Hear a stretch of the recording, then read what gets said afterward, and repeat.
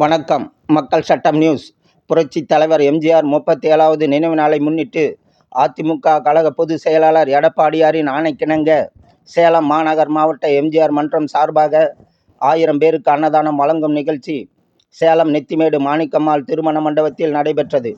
இந்நிகழ்ச்சியில் கொண்டலாம்பட்டி 1 கழக செயலாளர் SPS சிவா என்கிற சிவகுமார், சேலம் மாநகர் மாவட்ட எம்ஜிஆர் மன்ற செயலாளர் நெத்திமேடு முத்து ஆகியோர் அனைவரையும் வரவேற்று உபசரித்தார்கள். இதில் சேலம் மாநகர் மாவட்ட எம்ஜிஆர் மன்ற தலைவர் RR சேகரன், கழக அமைப்பு செயலாளர் சிங்காரம், சேலம் மாநகர் மாவட்ட கழக செயலாளர் வெங்கடாச்சலம் ஆகியோர் தலைமையில் பொதுமக்களுக்கு அன்னதானம் வழங்கினார்கள்.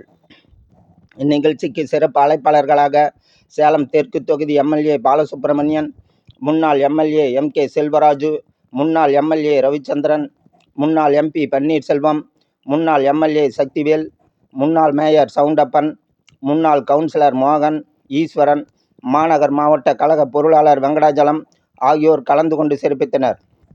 மேலும் மாநில பொதுக்குழு உறுப்பினர் ஜான் கென்னடி, மாவட்ட கழக இணை செயலாளர் உமாராஜ், கழக பொதுக்குழு உறுப்பினர் ராமச்சந்திரன், மாவட்ட மகளிரணி செயலாளர் ஜமுனா ராணி, மாவட்ட கழக துணை செயலாளர் லட்சுமி, மாவட்ட இணை செயலாளர் கலா, கழக பொதுக்குழு உறுப்பினர் சரோஜா ஆகியோர் கலந்து கொண்டனர்.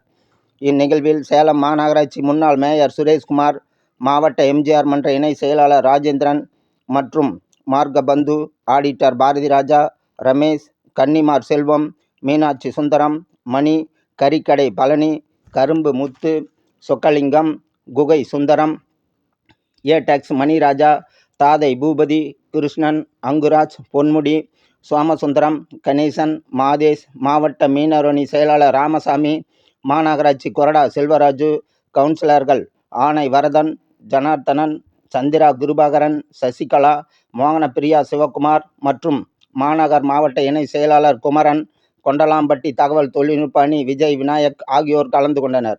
இந்த அன்னதானத்தில் முக்கிய நிகழ்வாக எம்ஜிஆர் வேடமிட்டு நெத்திமேடு முத்து, கவுன்சிலர் மோகனப்பிரியா சிவகுமார் மற்றும் பொதுமக்களுக்கு எம்ஜிஆரை போல் அன்னதானம் வழங்கினார். இது எம்ஜிஆரே அன்னதானம் வழங்கியது போல் இருந்தது.